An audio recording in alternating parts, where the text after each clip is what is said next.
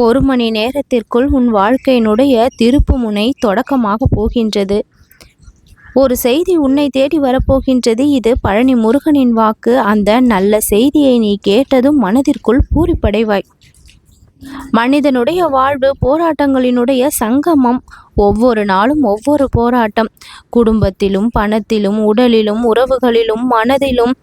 இப்படி இந்த போராட்டங்களுக்கு பின்னால் என்னதான் மறைந்திருக்கின்றது? ஒரு பெரும் அருள் மறைந்து நிற்கின்றது. அந்த அருளை உணர சற்று நேரம் போதும். உனக்கான நேரம் இது. உன் வாழ்வு மலரப்போகின்றது. உன் போராட்டத்திற்கு முடிவு கிடைக்கப் போகின்றது. என் அருள் பயணமாக உன்னை தேடி நல்ல செய்தி வரப்போகின்றது. இந்த வாழ்க்கையினுடைய போராட்டங்களை எல்லாம் எப்படி நாம் வெல்வது? திடமான நம்பிக்கையோடு வெல்ல வேண்டும். முதலில் நம்மை நாமே நம்ப வேண்டும். அதற்கு மேலாக முருகனை நம்ப வேண்டும். என்னை உன் போரில் முன்னணியில் நிறுத்து. நான் போராடுகின்றேன், நீ வெற்றி காண்பாய் என்கின்றேன். பொறுமைதான் மகா ஆயுதம்.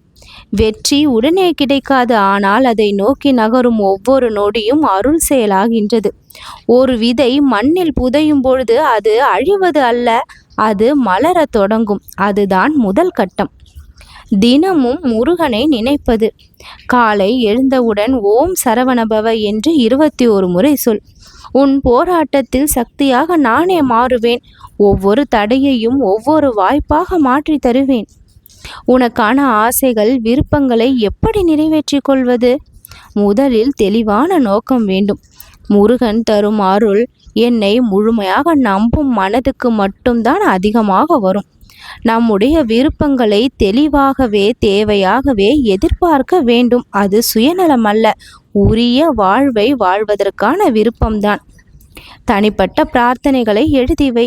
நீ விரும்பும் ஒரு விஷயத்தை ஒரு காகிதத்தில் எழுதி என் முன்னிலையில் வைத்து 48 நாட்கள் தினமும் படி. அது ஒரு நாளும் பலிக்காமல் போவது இல்லை, நிச்சயம் பலிக்கும். அறநெறியுடன் கூடிய வாழ்வு. உன் ஆசைகள் தர்மத்துக்கு எதிராக இல்லாதவையாக இருக்கட்டும். முருகன் தரும் வரங்கள் உயர்வானவை, அடிமைத்தனமானவை அல்ல. நீ கேட்பது உயர்வானதாக இருக்கட்டும், பிறருக்கும் நன்மை தரக்கூடியதாக இருக்கட்டும். பிரார்த்தனையை பலிக்க வைக்கக்கூடிய வழிமுறைகளையும் சேர்த்தே இப்பொழுது நான் உனக்கு கூறுகின்றேன். தினமும் மாலை நேரத்தில் கந்த சஷ்டி கவசத்தையும் சுப்பிரமணிய அஷ்டகத்தையும் படிக்கவும். சுயநலமில்லாத மனதுடன் படிக்கப்படும் ஜபத்திற்கு வலிமை அதிகம் உண்டு. 4 வாரங்கள் படித்தாலே உன் வாழ்க்கையில் மிகப்பெரிய மாற்றம் வர தொடங்கியதை நீ கண்கூடாக பார்ப்பாய். ஒவ்வொரு நாளும் காலை ஒரு 15 நிமிடமாவது இந்த முருகனுடைய திருவுருவத்தை மனதின் மையமாக வைத்து தியானம் செய். என்னுடைய திருவுருவத்தை நினைவில் வைத்திருப்பது போதும் உன் மனது அமைதியை பெறுவதற்கு. நீ விரும்பும் ஆசை நிறைவேற வேண்டுமானால் வாரத்தில் ஒரு நாள் ஒருவர் பசியையாவது களைப்பதற்கான பணியை செய்.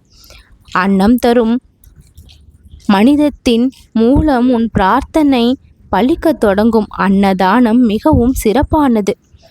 பழனிக்கோ திருச்செந்தூருக்கோ உன்னால் நேரில் செல்ல முடியாவிட்டாலும் மனதால் செல். மனதால் நீ செல்வதை யாரால் தடுக்க முடியும்? அதற்கு என்ன தேவை? மனதை ஒருநிலைப்படுத்தி என் வழி நீ சென்றால் ஓம் பழனி மலையில் உரைகின்ற பழனி ஆண்டவனே என தினமும் சொல்லி என் பாதைக்கு நீ வா. உன் வீட்டிற்குள் நான் தானாக வந்து விடுவேன். ஒரு உண்மை கதையை உனக்கு சொல்கின்றேன். ஒரு பெண் குழந்தைக்காக 8 வருடமாக காத்திருந்தாள். என்னை தினமும் எனக்கு ஒரு குழந்தை வேண்டுமா வேண்டாமா என நீயே முடிவெடு முருகா என சொல்லி வந்தாள். 48 நாட்கள் சரவணபவ என்ற மந்திரத்தை தொடர்ந்து சொல்லி வந்தாள். 49வது நாளில் நல்ல செய்தி. மருத்துவம் கூட நம்ப முடியாத அளவில் அந்த மகளினுடைய கனவு நிறைவேறியது. பழனிக்கு வந்து உடனே கண்ணீர் மல்க நன்றியும் சொன்னாள். என்னுடைய அருள் வேண்டுமா? நீ என் மீது நம்பிக்கையை வைத்து உன் பிரார்த்தனையை என் முன்னால் வை. உன் நம்பிக்கை ஒரு பொழுதும் கைவிடப்படாது. இந்த வாக்கை நீ கேட்கும் தருணத்தில் ஏதோ ஒரு அசைவு உன்னுடைய மனதிற்குள் தோன்றி இருக்கலாம். அந்த அசைவுதான் உன் வாழ்விற்கான மகிழ்ச்சிக்கான ஆரம்பம். உயிரோடு என்னை உனக்குள் இணைய தொடங்கி இருக்கின்ற அந்த புனிதமான நேரம். நீ எதிர்பாராத இடத்திலிருந்து நல்ல செய்தி வரப்போகின்றது. உன்னுடைய போராட்டம் முடிவடையும். ஆசைகள் புதிதாகவும் உருவாகும். இந்த முருகனின் மீது நம்பிக்கை வை. அந்த நம்பிக்கை உன் நீண்ட நாள் பிரார்த்தனைக்கு பதிலாக இருக்கும். எப்பொழுது வேண்டுமானாலும் நீ என்னை நினைக்கலாம் என்றிருக்கும் பொழுது எப்பொழுதுமே நினைத்தால்தான் என்ன? இந்த முருகன் உன் மனதில் குடிகொண்டு உன் வாழ்க்கையை காப்பாற்றுவேன். வாழ்க்கை என்பது தொடர்ச்சியான சவால். மற்றவர்களுக்கு தெரிந்தோ தெரியாமலோ நாம் அனைவரும் உள் போராட்டத்தில் தான் இருக்கின்றோம். நம்பிக்கை இழக்கக்கூடிய தருணங்களில் கூட முருகன் நம்மோடு இருக்கின்றார் என்று என்னை நீ பார்த்தால் அந்த அருள் வந்து உன்னை காக்கும்.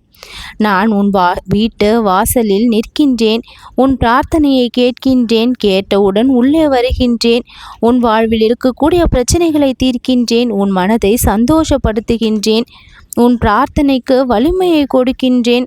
உன் வாழ்க்கையை மேன்மையடைய செய்கின்றேன். என்னை நீ நம்பினால் மட்டும் போதும். பழனி மலையிலிருந்து உனக்காக என்னுடைய அருள் என்றென்றும் இருந்து கொண்டே இருக்கும்.